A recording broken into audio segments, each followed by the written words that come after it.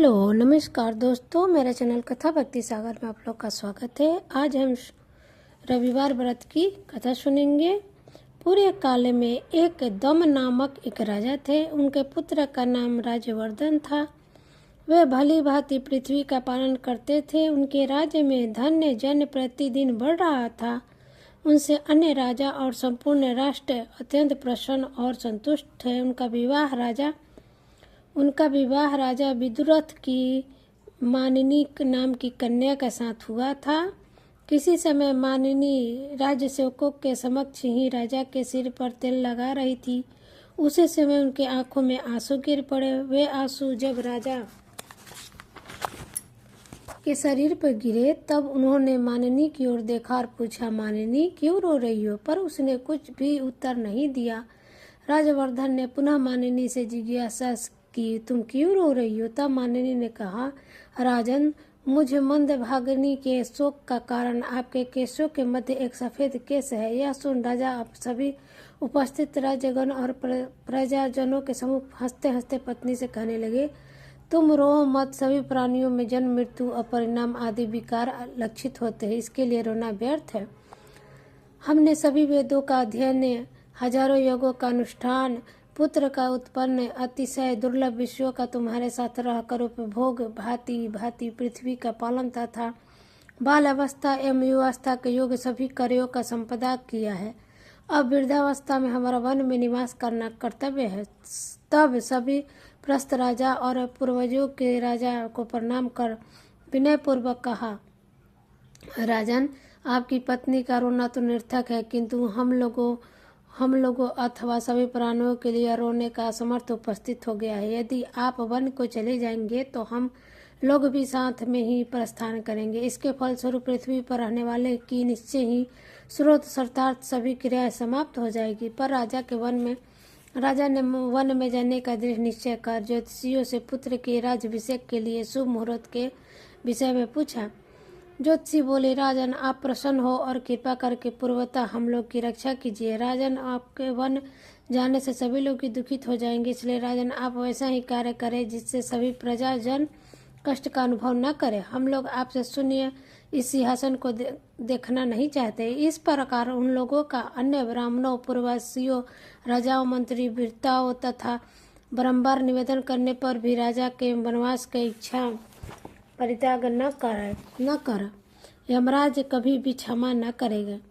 यही उत्तर दिया। जब राजा ने अपने वनवास के विचार का परित्याग नहीं किया तब ब्राह्मण, वृद्ध, पूर्ववासीगण, मंत्री, सेवक सब मिलकर विचार करने लगे कि अब क्या किया जाए। धार्मिक प्रवर राजा के प्रति प्रेम के कारण उन लोगों ने विचार कर यह निश्चय किया कि हम लोग भली भांति ध्यानस्थ होकर तपस्या के द्वारा भगवान सूर्य की आराधना करें एवं उसके राजा के दीर्घ जीवन होने की प्रार्थना करें। सूर्य देव की आराधना में इस प्रकार अत्यधिक प्रत्ययशील देखकर सुदामा नामक गंधर्व ने आकर कहा, काम रूपी नामक विशाल पर्वत पर सीधो द्वारा प्रतिष्ठित गुरु विशालक नामक वन में शीघ्र जाकर वहां संयत चित्त से सूर्यदेव की उपासना करने से सभी कामनाएं पूर्ण होगी।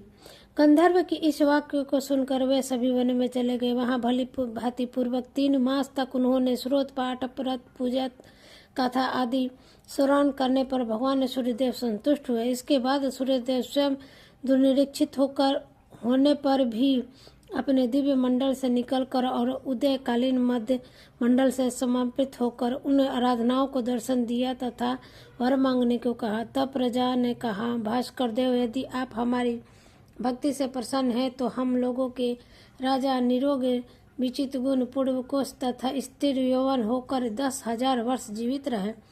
तथास्तु कहकर भगवान भास्कर वहाँ यही अंतर्ध्यान हो गए और प्रजाजन भी वर लाभ से संतुष्ट होकर राजा के पास चले हैं।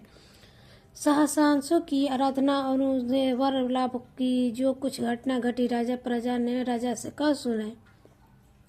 यह सुनकर राजपत्नी मानिनी बहुत प्रसन्न हुई, परंतु राजा ने इस संबंध में कुछ न कहकर बहुत देर तक विचार करते रहे। तब मानिनी ने प्रसन्न हृदय से पति से कहा, राजन, आप बड़ी हुई आयु द्वारा सभी वृद्धों को करेंगे। आप निरोग स्थित यौवन होकर आपसे 10,000 वर्ष जीवित रहेंगे, फिर भी आप प्रसन्न क्यों नहीं हो पा रहे हैं। यह सुन राजा बोले, मैं अकेला 10,000 वर्ष जीऊंगा, किंतु तुम तो नहीं जी पाओगी। तब क्यों तुम्हारे वियोग से मुझे कष्ट न होगा। पुत्र पौत्र पत्रा अन्याय प्रिय बधाओं की मृत्यु को देखकर क्या मुझे कम दुख होगा। जिन्होंने मेरे लिए अपनी सिरों को जलाकर तपस्या की, वे मर जाएंगे और मैं जीवित रहकर सुख भोगूंगा। क्या यह मेरे लिए धिक्कार की बात नहीं है। माननीय, मुझे जो 10,000 वर्षों का आयु मिली वह मेरे लिए आपत्ति है। इससे कुछ भी अद्भुत नहीं हुआ है। मैं आज से उसी पर्वत से निश्चित होकर निराहार रहकर सूर्यदेव को प्रसन्न करने के लिए तपस्या करूंगा। वाराणसी ने जिस प्रकार में उनके प्रसाद से स्थित यौवन और निरामय होकर 10,000 वर्ष जीऊंगे, उसी प्रकार मेरी समस्त प्रजा, नौकर चाकर, तुम, कन्या, पुत्र पौत्र आदि मिलकर, मित्र आदि सभी जीवित रहे। भगवान भास्कर जब तक ऐसी कृपा नहीं करेंगे तब तक मैं उसी पर्वत पर निराहार रहकर तपस्या करूंगा। इसके पश्चात सप्तनी राजा ने पूर्वोत्तर पर्वत स्थित मंदिर में जाकर भास्कर देव की आराधना करना आरंभ कर दिया। निराहार रहने से दिन प्रतिदिन राजा क्रियाकाय होने लगे, वैसे ही मानने की क्रियाकाय होने लगी। दोनों की शीतवायु और धूप के सहने का अभ्यास हो गया तथा दोनों उग्र तपस्या में निरकर हो गए। इस प्रकार सूर्यदेव की आराधना तपस्या करते 1 वर्ष से भी अधिक समय व्यतीत हो गया। अंत में सूर्यदेव प्रसन्न हुए और दोनों की अभिलाषा के अनुसार सभी मृत्यु पौत्र आदि के लिए सब सहस्त्र वर्षों की आयु का वर दे दिया। तदुपरांत राजा रानी के साथ राजधानी में लौट आया और प्रसन्न चित्त से धर्मकुल प्रजा पालन करते हुए 10,000 वर्षों तक राज्य करते रहे। जय हो सूर्य भगवान की।